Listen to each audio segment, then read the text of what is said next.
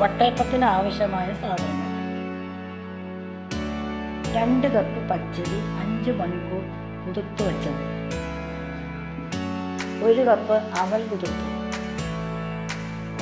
ആവശ്യത്തിന് പഞ്ചസാര, 1 നാളികേരം ചിരകി, 6 ഏലക്ക, 3/4 ടീസ്പൂൺ ഈസ്റ്റ്, അല്പം ഉപ്പ്, അരയ്ക്കാൻ ആവശ്യത്തിന് വേണ്ടിയുള്ള വെള്ളം. ഇവയെല്ലാം കൂടെ മിക്സിയുടെ ജാറിലേക്കിട്ട് നന്നായി അരയ്ക്കുക.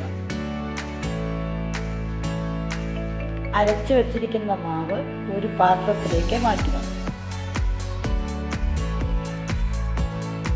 തണുത്ത വെള്ളം ഉപയോഗിച്ച് മാവ് അരയ്ക്കുക. ഞാൻ ഈ ബാറ്ററി 2ആയിട്ടാണ് അരച്ചെടുത്തത്.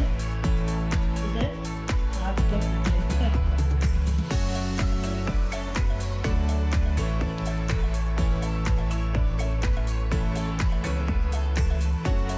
മാവ് നല്ലവണ്ണം ഇളക്കുക.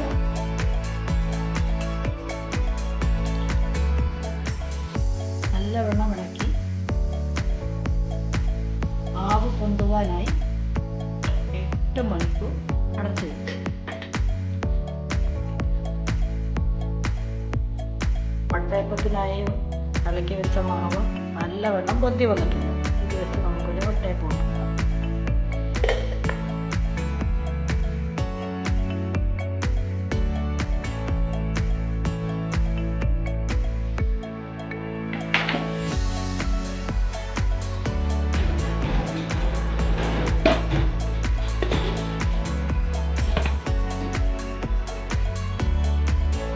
റെഡിയായ വട്ടയപ്പം ചൂടാകാനായി മാറ്റി വയ്ക്കും.